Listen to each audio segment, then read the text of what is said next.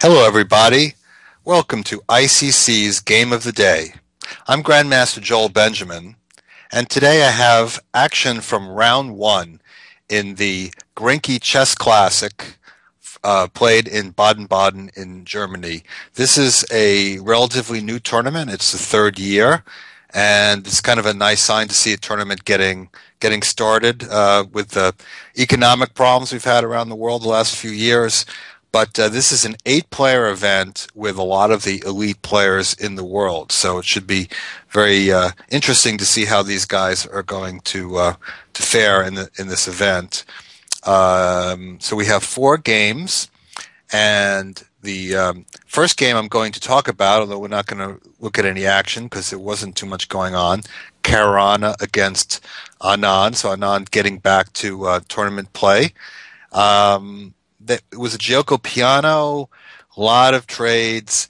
But the most interesting thing I can say about that game is it was a rook ending. They traded rooks into a pawn ending, and both sides made a queen. And then it was a dead draw and queen ending, and they shook hands. All right, this game had a little bit more to it. Adams against Naiditsch, and it's a pretty typical Mickey Adams position. He's trying to squeeze out. Well, I don't even think I could call this a small advantage, but just trying to squeeze something out of the position.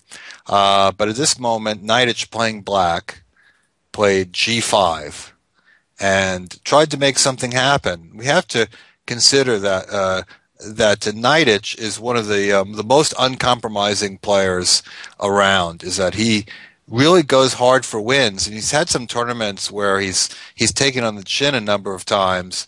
But he's a really good fighter. And, of course, he's one of the local GMs. He's a top German player. But he does deserve his invitations because he's not only a strong player, but he plays very hard. So Adams has to give back this pawn. And then I thought maybe Naiditsch would play something like knight f7. They'd trade the knights. Maybe white would come in and take the b pawn. Maybe black would get the g pawn. Be a draw. But Naiditsch plays knight c4, trying to make something of it. And we get a position where both sides are kind of, trying to make something happen with their rook and the knight.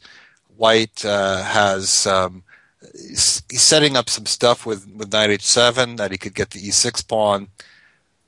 So Adams is doing that. Naiditsch decides to, rather than take the pawn right away, to probe a bit here.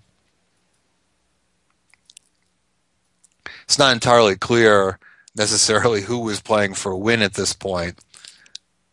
Knight h7 check. I think also probably something like rook f7 check, and then rook over to b7 to go after the b pawn should be comfortable enough for white as well.